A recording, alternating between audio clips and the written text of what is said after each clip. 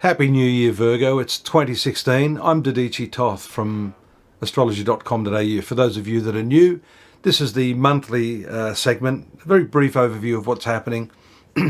According to your sun sign, if you know your ascendant or your lunar sign, you may be able to apply some of what I'm saying to what's happening in the coming 4 weeks. First 4 weeks of a new year, so fingers crossed that this is going to be a good one for you. And really the important transits I see for you immediately straight off the bat, your ruling planet, which is Mercury, moving into retrogression on January 6th. It's currently in the 5th house, and that's a house of love affairs, along with the Sun, and the very, very long-term transit of Pluto, which is affecting your emotions, your love life, your creativity in a very, very big way. The interesting thing, however, is that Mercury moves to this 6th house, which is, the natural house of Virgo, relating to your workplace activities, and then quickly does an about face, retrogressing back into that 5th house on January 9th. So apparently some of the things you're thinking about and you're attempting to do in that domain will have to be revised and gone over considerably. This 5th house is very important too, because we see the new moon there on the 10th, and Jupiter currently in your sun sign, fully aspecting that area.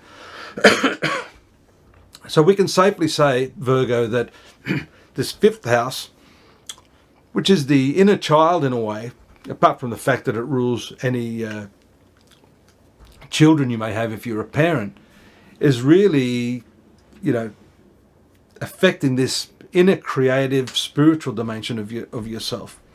And so for the first month of the year, this I believe is a pretty significant transit.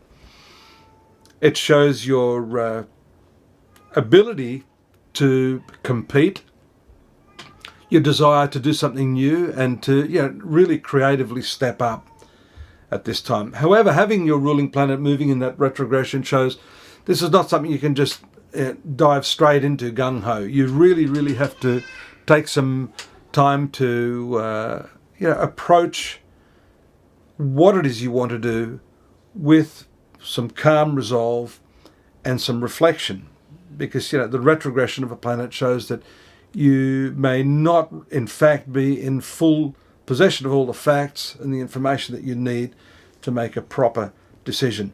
Now all of that's happening against the backdrop of Venus and Saturn transiting in your 4th house, which can really upset you in some ways in terms of your domestic circumstances, your home life, that sort of thing. We see that on the 4th of January, Mars moves to the 3rd house, the communication sector of your horoscope.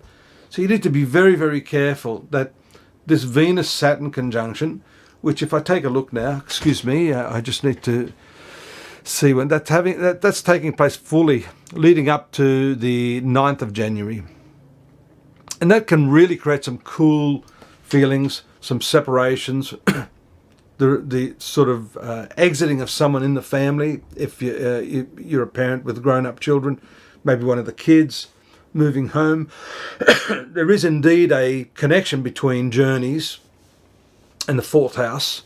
Having Saturn there shows you may have, for some period now anyhow, and for some time to come, been feeling a little uncomfortable in the domestic arena, either by space, either by the type of people you're living with. And that 9th house planet, Venus, moving through here shows some changes there, maybe even an opportunity for you to relocate yourself, move your domestic circumstances elsewhere, or conversely to bring in some elements of a foreign nature to really, really mix up what's going at home, to give it a new facelift so that you can actually feel more comfortable living in this situation.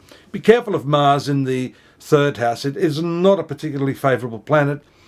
It disposes right now of Uranus, meaning that Uranus is in the sign of Mars, Aries, in the 8th house, and Mars is bringing with it some very unpredictable energy, some explosive energy, in fact, to the 3rd house of communications.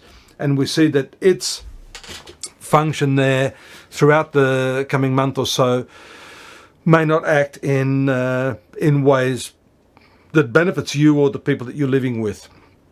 There is, however, on the 18th, a bit of good news relating to that planet as it moves into the trine aspect, 120 degree aspect of Neptune, which rules your 7th house. So these are some of the key issues.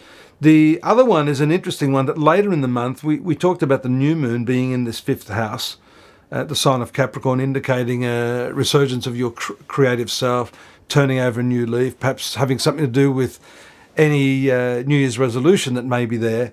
And this full moon takes place in your 12th house, a very, very spiritual house. The moon for you is the ruler of the 11th house, the fulfiller of your dreams in the 12th house of spirituality. Those of you born under Virgo who are looking to further your spiritual awareness, your, psychological evolution, self-realization, can really, really do well this month. And that's highlighted by the full moon on the 24th of the month in the sign of Leo. So that's going to herald some, I guess, quiet, relaxed, low-key activities in that specific area of your life. Now, before that, there are some other transits that are fairly significant. We see Venus, it's the finance planet for you, by the way, as well as ruling that 9th house of journeys. 9th house is also luck. So I'll be saying to you that although there have been some problems with the Venus-Saturn combination in your 4th house of family, it is quite lucky in other respects because Saturn rules your 5th house, Venus rules your 9th house. And when these two triangular rulers come together, that can show some good fortune. Property, getting a new vehicle, as I said, journeying, can all be positive omens. And there's some nice aspects there around the 13th with Venus in the trine aspect to Uranus in the 8th house of shared resources. Some unexpected good fortune could come your way. You do have as I said, that conjunction of Saturn, but this is a financial component of it, which I think is lucky for you.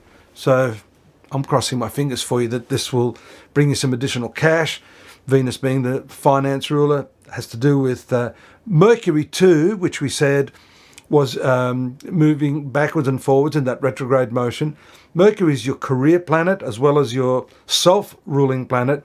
It does some really nice stuff for you around the 15th with the trine aspect to Jupiter. The Sun also coming into conjunction with Mercury on that date, the 15th. So this is good news for you. This could be some long-awaited letter or some information that you need to really, I suppose, fulfill that need to revise, to, reassess, as we said, through the retrograde period. Mercury also is doing a lovely trine aspect to your sun sign throughout this period. So notwithstanding its retrogression, there are some good things happening. And when it finally emerges out of this retrograde period on the 26th, I think you're going to start to see things moving ahead, full steam ahead. The conjunction to Pluto is rather intense, taking place in that 5th house. Your competitive spirit is very, very strong right now. So if you're going for any sort of new position, you've got your heart set on some member of the opposite sex. If you're competing with anyone on this, it is likely to be some good news for you. The final aspect, Venus to Neptune, again the finance planet, fulfills some of your dreams, and it's also very, very lucky in terms of your marriage or emotional relationships, bringing with it a sense of ease and the fulfillment of some ideal at this time. You can feel really, really in love, really, really at peace, and that's something nice to finish the month off, as that happens on the 31st of January. I look forward to your company next month. Again, don't forget to visit astrology.com.au. That's my website, where we have more detailed information on each of these aspects and more, and that's in text, the daily readings. And I've just released the 2016 yearly forecast that covers a whole lot of aspects from January to December, and by reading that you'll get a better idea of where this month is taking you. Take care. Look forward to your company next month. Bye-bye.